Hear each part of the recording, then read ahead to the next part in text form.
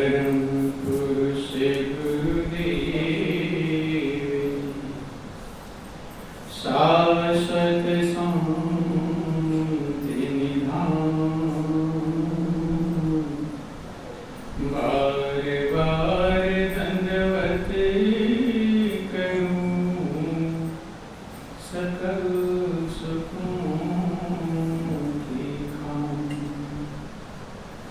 सत्य गुरु सत्य स्वरूप लखो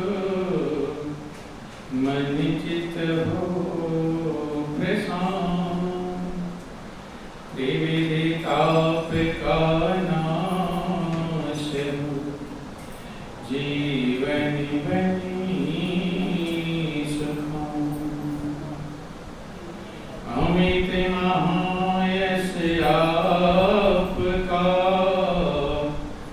महिमा कही न जाए नीति नीति कही चुप है वेद ग्रंथ सब गाए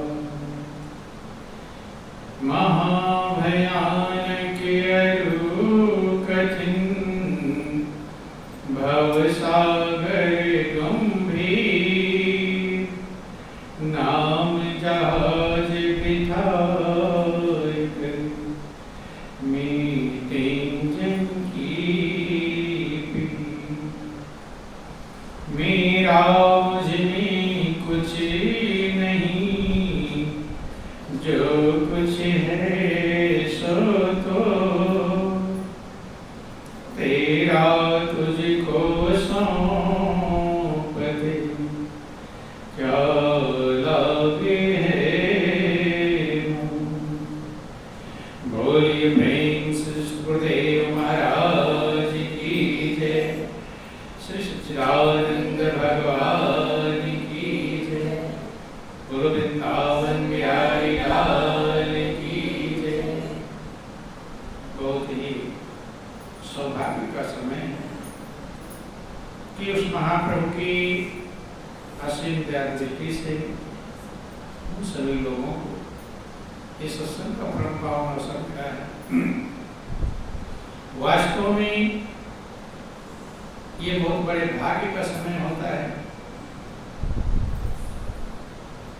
शास्त्र पुराण वेद कहते हैं कि जब सत्संग मिलता है तो हमारे भाग्य उदय का समय होता है। रामायण में लिखा गया कि बड़े भाग्य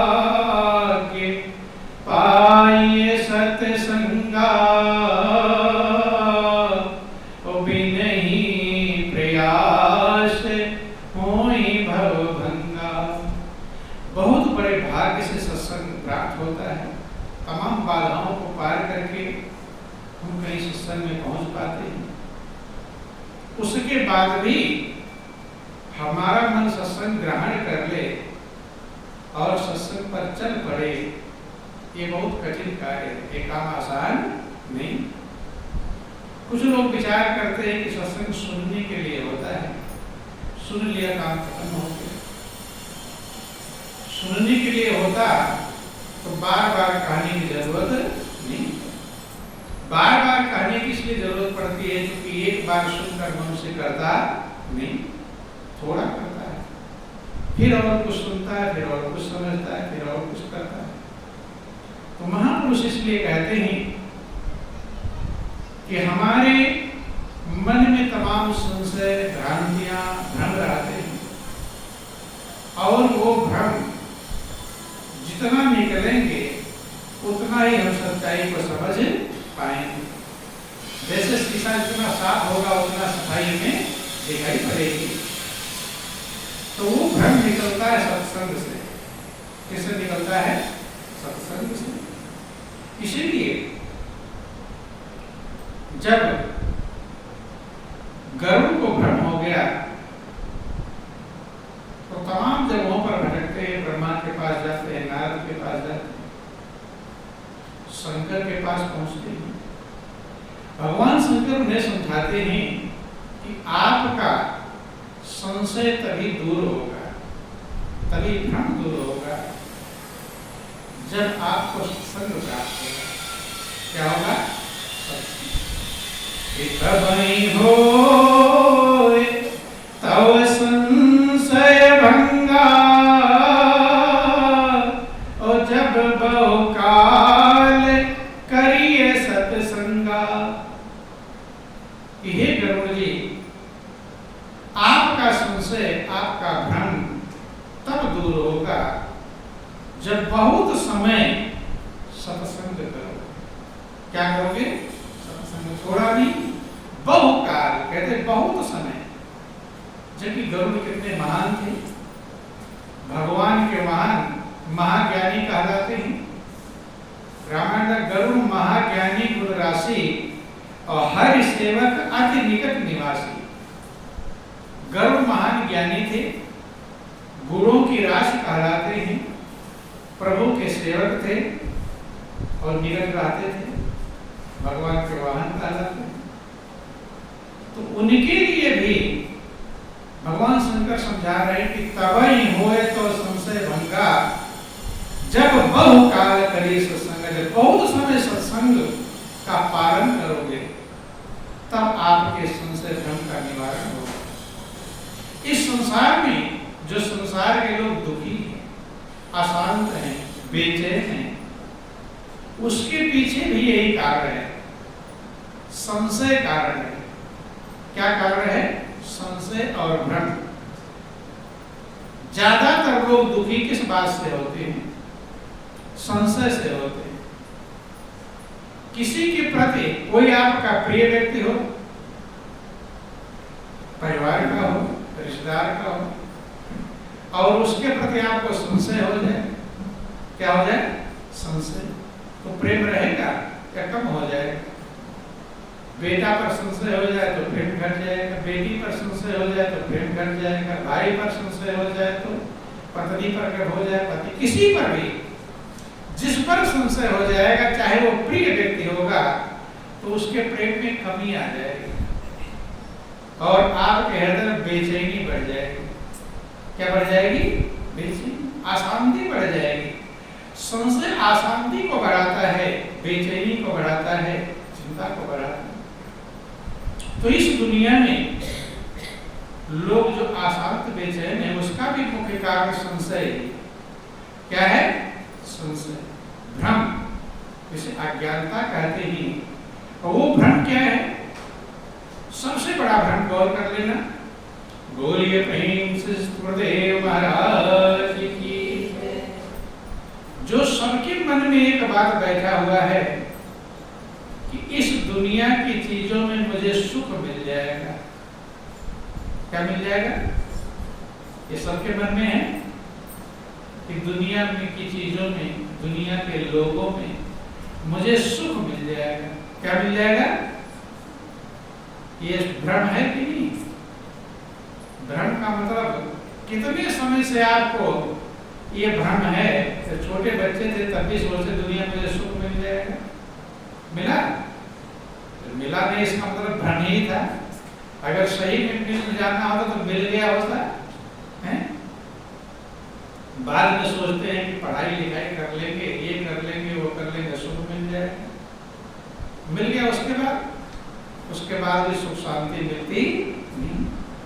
और आगे बढ़ते हैं कि शादी विवाह होगा तो सुख मिल जाएगा। इसलिए शादी विवाह करते हैं, सुख पाने के लिए कि दुख पाने के लिए? क्या पाने के लिए? सुख। इसका मतलब उसके पहले दुखी थे जब शादी नहीं हुआ था, हैं? गुरु वृंदावन प्यारे लाल, तभी तो सुख पाना चाहते हैं। उमापति महादेव की। जिस लड़की की शादी नहीं होती तो खुश रहती है, दुखी रहती है? क्या रहती है? तो ज्यादा उम्र होने लगे और शादी ना हो तो खुश रहेगी, दुखी? दुखी रहेगी। और लड़के की शादी ना हो, ज्यादा समय बीत गया, आस पास वाले कहेंगे देखो इसके कोई देखने वाले ही नहीं आ रहे, तो खुश रहेगा कि दुखी? अर्थात दोनों दुखी हैं। लड़की भी दुखी है कि शादी नहीं हो रही है, और लड़का भी दुखी है कि शादी। तो दो दुखी जब मिल जाते हैं, शादी शादी हो जाती है तो सुखी हो जाएंगे। बोलिए प्रेम से गुरुदेव महाराज की, बोलो वृंदावन बिहारी लाल की। ये भ्रम रहता है तो दुख क्या होता है? सुख मिल जाता है कि दुख बढ़ जाता है? क्या होता है? अपने आप समझो, विचार करो। बोलो वृंदावन बिहारी लाल की। दुख घटता नहीं और क्या होता है? और चिंता और टेंशन और बेचैनी बढ़ जाती है। और भ्रम क्या था कि सुखी हो जाए। क्या हो जाएंगे? सुखी। लेकिन 2 गुना 4 और बढ़ गया। बढ़ जाता है कि नहीं? बढ़ता है। कहते नहीं कि इससे पहले तो पहले ही सुखी थे बचपन में। क्या कहते हैं कि बचपन को फिर सबको याद आने लगता है। जब उल्टा है, जब बचपन रहता तो सोचते शादी जल्दी हो तो सुखी होंगे, और शादी ब्याह हो जाता बड़े हो जाता क्या सोचते हैं कि बचपना ही सही था, ना वहाँ कोई टेंशन था, ना कोई चिंता थी, ना कोई बेचैनी। उलट वहाँ थे तो यहाँ सुख मिलेगा, वहाँ थे तो वहाँ सुख मिलेगा। इसी को महापुरुष कहते हैं भ्रम। क्या कहते हैं? जिन भी चीजों में, तो शादी विवाह का हमने उदाहरण दिया, कोई बेटा बेटी का हाल नहीं, शादी हो जाएगी, बेटा बेटी नहीं पैदा होगा, 2-4 साल बीत गए तो खुश होंगे कि परेशान? क्या होंगे? फिर परेशानी चालू हो जाएगी। सुखी हो गए क्या? 2-4 साल बीत गया, साल बच्चे नहीं पैदा हो गए, दुखी हो जाएंगे, बेचैन, भाव दौड़ेंगे, डॉक्टर के पास दौड़ेंगे, देवी देवता के पास दौड़ेंगे, झाड़ को कहाँ दौड़ते रहेंगे। अब क्या सोच रहे हैं कि अब बच्चे हो जाएंगे तो सुखी हो जाएंगे, इसीलिए दौड़ रहे इधर से उधर। जब बच्चे हो गए तब तो सुखी हो गए। पहले सोच रहे थे कि हाँ 2-4 साल बीत गया, संतान हो गया, फिर और टेंशन, और बेटा बेटी उल्टा करने लगे तब और टेंशन। अब तो घर में भी रात से सोचते रहेंगे, नहीं समझ, भले उल्टा ना चले लेकिन मन में दिमाग में घूमता ही रहेगा, कहीं उल्टा ना जा रहा हो, कहीं उल्टा करना रहा हो। तो ध्यान देना, महापुरुष कहते हैं कि ये भ्रम है कि हमें दुनिया के पदार्थों में या दुनिया के लोगों में सुख मिलेगा। क्या मिलेगा? सुख। वही जिक्र है, बोलो वृंदावन बिहारी लाल की जय, उमापति महादेव की जय। ध्यान देना, समझने का प्रयास करेंगे। ये भ्रम जिसका निवारण हो गया वही आनंदमंद होगा, वही शांति पाएगा। जिसके मन में जब तक ये भ्रम रहेगा कि दुनिया में मुझे सुख मिल जाएगा, तब तक अशांति और बेचैनी मौजूद रहेगी। ये भ्रम जब तक नहीं खत्म होगा, वही जिक्र आया, वर्णन आता है एक लड़के का, छोटा था तभी उसके माता पिता मर गए, शरीर छोड़ दिया, माता भी और पिता भी। माता पिता मजदूरी इत्यादि करके पालन करते थे, और दोनों ने शरीर छोड़ दिया, कभी किसी के यहाँ मजदूरी कर लिया, कभी किसी के यहाँ मजदूरी कर ली। तो अब वो छोटा सा बालक है, माँ बाप दोनों नहीं हैं। तो गांव वालों ने सोचा कि भाई इसके माता पिता ने हमारे यहाँ काम किया है, मजदूरी किया है, तो इसके बालक को हम लोग देखभाल करेंगे। कोई खाना खिला देता, कोई कपड़ा पहना देता, कोई उसको जो जरूरत थी देता, किसी के यहाँ पड़ जाता, सो जाता, खा लिया पी लिया, कभी कोई खिला दिया, कभी कोई खिला दिया, कभी कोई कपड़े पहने दे दिया, जो जरूरत थी लोग दे दिया करते थे। लेकिन धीरे धीरे जब बड़ा हो गया, क्या हो गया? बड़ा हो गया। अब बड़ा हो गया, शादी विवाह लायक हो गया, शादी की योग्य हो गया, तो गांव वालों ने सोचा भाई अब ऐसे कब तक रहेगा, इसका शादी विवाह की व्यवस्था भी करनी चाहिए। किस लिए शादी विवाह की व्यवस्था कर रहे हैं? ताकि ऐसे खुश हो जाएगा, सुख शांति मिल जाएगी, सुखी हो जाएगा। गांव वालों ने सबने मिलकर के व्यवस्था कर दिया, शादी विवाह हो गया। और जब शादी हो गई तो एक किसी की झोपड़ी थी, उसी में भाई दुल्हन को विदा करके लाया। अपना तो घर मकान है नहीं, दूसरे किसी की झोपड़ी थी उसमें ले आया। अब ले आया तो शादी के दिन सभी खुश रहते हैं, मगन रहते हैं। लेकिन जब उसकी पत्नी आई तो देख रही है कि चिंता में है, टेंशन में है। उसकी पत्नी कहती है कि सबका शादी विवाह होगा तो सब लोग खुश होते हैं, मगन होते हैं, अब तुम तो चिंतित दिखाई पड़ रहे हो, क्या बात है? तो उसने सारी कहानी अपनी बताया कि ऐसे ऐसे मेरा माँ बाप बचपन में शरीर छोड़ गए,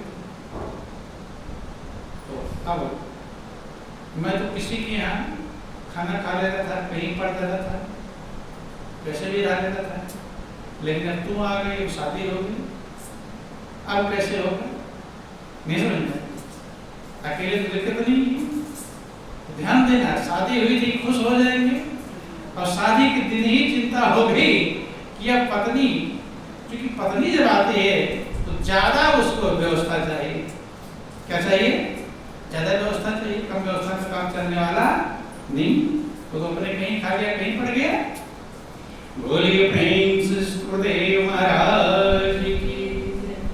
अब सोच रहा हूं कि मैं कहाँ रहूंगा, क्या खाऊंगा, मुझे तो कोई भी दे रहा, अब दो हो गए, नहीं समझ में। अब तेरे लिए श्रृंगार के सामान भी चाहिए, कपड़े भी चाहिए।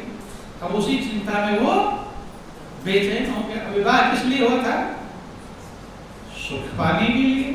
हो गया टेंशन, हो गया बेचैनी, हो ही जाता है। क्या हो जाता है? हो ही जाता है।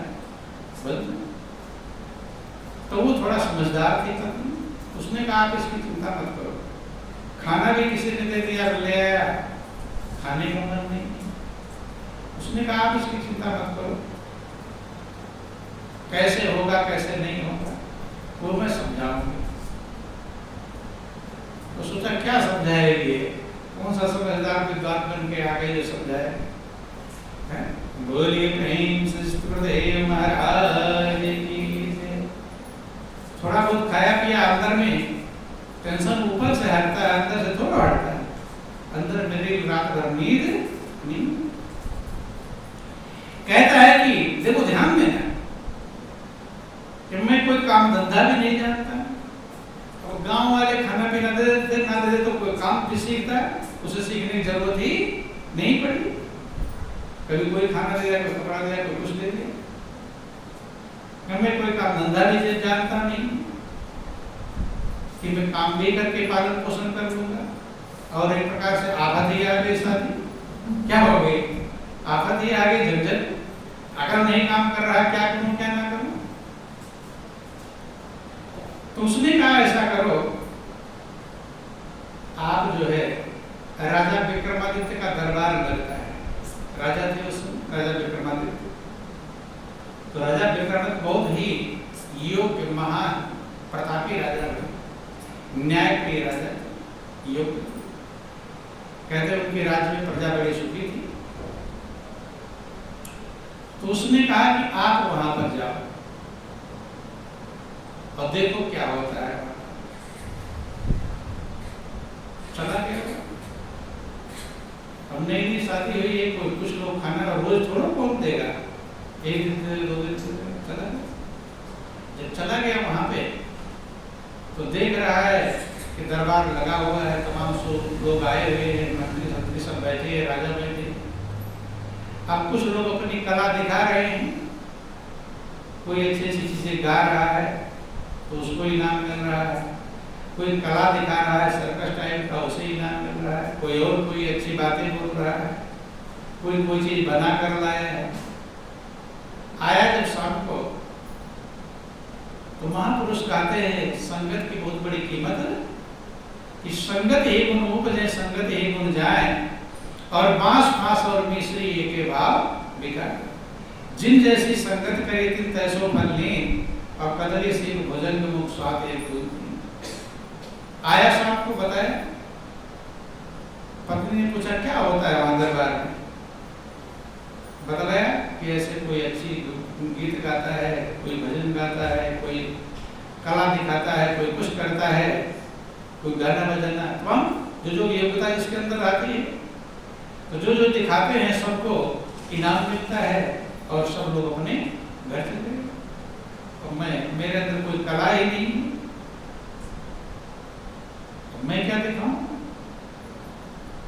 तो पत्नी ने कहा ऐसा करो, कल फिर जाना। कि जाकर क्या करूंगा, सब तो कला दिखाते, मैं बैठा रहता हूँ चुपचाप। कहते हो तुम जाना, तुम एक बात कहना वहां, जब तुम्हारा नंबर आवे तो एक बात बोलना कि महाराज विक्रमादित्य की जय हो और धर्म की बेल बढ़े। क्या कहना है? 2 शब्द रटा दिया रात भर में। क्या कर दिया? रटा कर पूछ भी लिया, याद हो गया कि नहीं याद हो गया, या पता चले वहां उल्टा सीधा अधर्म की बेल बढ़े कहा देगा, नहीं समझ में आए। रटू तो जिसे कहते हैं और कुछ शब्द ही है और उल्टा सीधा हो जाए और अनर्थ हो जाएगा, है? रट लिया पूरा, सुबह कहा यही जाकर सुना, देखा करो टेस्ट लिया, पूछ लिया, याद है क्या? अब गया, सब लोग लाइन से बैठे थे, अपनी कला दिखा रहे, जिसका नंबर आया तो उसने कहा महाराज विक्रमादित्य की जय हो, धर्म की बेली बढ़े। जैसे इतना कहना था कि महाराजा बहुत बड़े प्रसन्न हो गए, राजा विक्रमादित्य बहुत बड़े प्रसन्न। ये तो बहुत बड़ा, ऐसी बात तो आज तक मुझे किसी ने नहीं कहा है। सब कोई चापलूसी वाली भाषा बोलते, कोई कुछ बोलते थे, धर्म की बेल बढ़ाने के लिए कहा है। क्योंकि महाराज विक्रमादित्य ज्ञानी थे, वे समझते थे इस बात को कि धर्म ही सबसे बड़ा चीज जीवन में है, और धर्म जिसकी रक्षा करता है उसकी रक्षा होगी। धर्म और रक्षता, धर्म अगर आपकी रक्षा करता तो आपकी रक्षा होगी। धर्म से बढ़कर दुनिया में कोई चीज नहीं। और ये क्या आशीर्वाद दे रहा है कि धर्म की बेल बढ़े। धर्म की बेल में लता बढ़ती है आपकी, और धर्म की लता बढ़ेगी तो ये कितनी बड़ी कीमत है। तो विक्रमादित्य ने उनसे ज्यादा, जिनको सबको इनाम बढ़ा था, सबसे ज्यादा इनाम इसको दिलवा दिया। किसको? उस लड़के को सबसे ज्यादा इनाम दिलवा दिया। अब उसके खुशी का ठिकाना नहीं। सोच रहा, ना कोई कविता गाया, ना कुछ कला दिखाया, ना कुछ दिया, 2 शब्द ही बोला था। ये कौन सा जादू मंत्र है, मेरी पत्नी ने बता दिया। पत्नी का भी एहसान मानने लगा कि बहुत बड़ी ज्ञानी हमारी पत्नी। मुझे क्या पता कि ये 2 शब्द, सोच रहा था फालतू में क्या रटा रही है, इससे क्या हो जाएगा, नहीं सुन। अब आया खुशी के मारे ठिकाना नहीं, पत्नी को गले लगा लिया, मगन हो गया कि आज मैं बहुत बड़ा खुश हूं। खुशी है मुझे कि इतने बड़े बड़े कलाकार आए थे, सबको इनाम मिला, लेकिन मुझे सबसे ज्यादा इनाम मिला। अब मगन हो गए। पत्नी ने कहा कल फिर जाना। पूछा कल क्या बोलना है? बोलिए प्रेम से सुखदेव महाराज की। कल क्या सुनाना है? उसने कल भी यही सुनाना है, दूसरा कोई पाठ, एक ही पाठ है, एक ही चाबी से सब ताले खुल जाते हैं, अलग अलग चाबी की जरूरत नहीं। अगले दिन फिर गए। फिर जब सबने अपना अपना कला दिखा दिया तो इसने कहा महाराज विक्रमादित्य की जय हो। श्रद्धा और भाव से जय जयकार करता, दिल से, और धर्म की बेल पर फिर उसे ज्यादा इनाम देना। तो किसी को ज्यादा मिलने लगे तो अगल बगल वाले खुश होते हैं कि बेचैन? क्या होते हैं? बोल कि बेचैन नहीं होते, खुश नहीं होते। यही मनुष्य का नियम है। क्या है ये? नहीं, कहीं दूसरे को मिल रहा है तो तुम्हें तो जितना मिलना था उतना मिल रहा है, लेकिन मनुष्य के अंदर ईर्ष्या की भावना है। क्या भावना है? ईर्ष्या। वे खुद को सबसे अच्छा बनाना चाहता है। हर व्यक्ति का यह नियम है कि सबसे ज्यादा मुझे मिले और सबसे अच्छा मैं गिना जाऊं। क्या चाहता है? और दूसरा अगर आ गया लाइन में तो सोचते उसको ईर्ष्या पैदा हो। ईर्ष्या इसलिए तो पैदा होती है। ईर्ष्या पैदा होने का मतलब है कि हम चाहते हैं कि हम श्रेष्ठ रहें। क्या रहें? श्रेष्ठ। और दूसरा श्रेष्ठ दिखाई पड़ता है तो झंझट हो जाती है। महापुरुष समझाते हैं, फिर उसके प्रति ईर्ष्या पैदा हो जाता है। किसके प्रति? जो श्रेष्ठ है। इसीलिए संसार में ईर्ष्या द्वेष है, और दूसरा कोई कारण नहीं। ये ईर्ष्या द्वेष का कारण है कि मुझसे आगे कोई निकलने ना।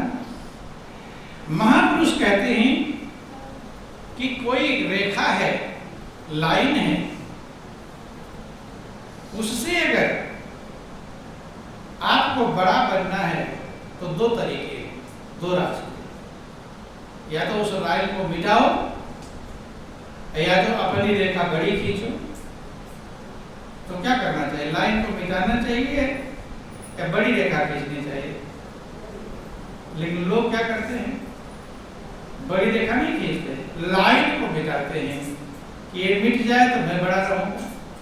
ये लड़ाई का झंझट होता है। इसी कारण से दुनिया में युद्ध, लड़ाई, ईर्ष्या, द्वेष, दुश्मनी, इन सब का यही कारण है कि ये मुझसे बढ़ रहा है तो इसको मैं मिटाऊं। वो बढ़ रहा है तुम और बढ़ जाओ, क्या नुकसान है? नहीं समझते। एक ज्यादा भजन कर और ज्यादा भजन कर दो तो भजन करते हैं, ज्यादा भजन नहीं करेंगे, नुकसान करने का प्रयास करेंगे।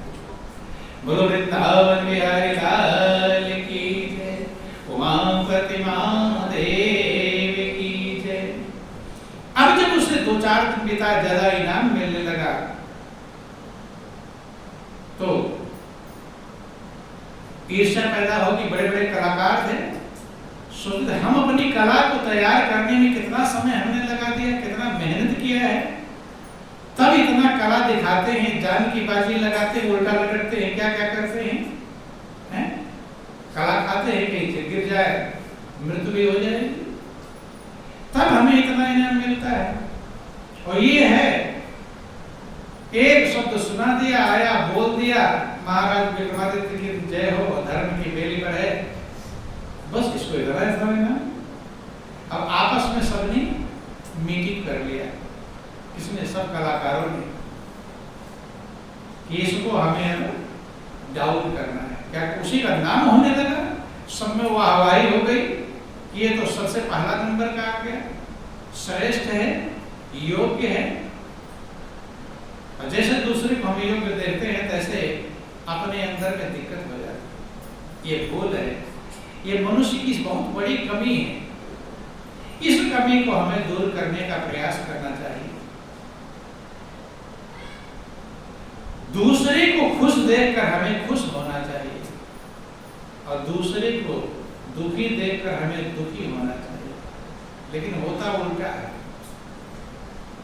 दूसरे को खुश देखकर लोग जलते हैं, ईर्ष्या द्वेष पैदा होता है, और दूसरे को दुखी देखकर खुश होते हैं। क्या होते हैं? खुश। बहुत बड़े जगह बातें कर रहा था, अब आया दुख। ये भूल है, ये अज्ञानता है, ये हमारे दुख का कारण है। लोगों ने जाकर राजा को प्लानिंग बना लिया, सबने मीटिंग किया, राजा के पास जाकर कहा कि महाराज, ये जो व्यक्ति बोलता है कि महाराज विक्रमादित्य की जय हो, धर्म की बेली बढ़े, ये बोलता बोलता है, ये इसका अर्थ भी जानता है, ये अर्थ भी जानता। राजा विक्रमादित्य ने कहा चलो कल पूछ लेंगे। अगले दिन जब आया, सबको इनाम मिल गया। जब इसने कहा कि महाराज विक्रमादित्य की जय हो, धर्म की बेल बढ़े, तो मंत्री को बोल दिया कि मंत्री पूछ लो इसका। मंत्री ने कहा कि भाई आप जो ये शब्द डेली बोलते हैं, आपको इसका अर्थ भी मालूम है? अर्थ बताओ इसका क्या अर्थ होता है? अब पड़ गया चक्कर में, चूंकि लड्डू तो रटा हुआ, जितना पत्नी ने रटाया था उतना ही उसे याद था, आगे तो कुछ याद नहीं। अब अकल काम नहीं करी, अब तो फंस गए। अब सोचा अगर फंस गए तो जितना सारा इनाम मिला है वो सब वापस ले लिया जाएगा, है? और खाल खिंचा के घुसा, बहुत टेंशन। लेकिन महापुरुष कहते हैं कि हमारे भाव और विचार सही होते हैं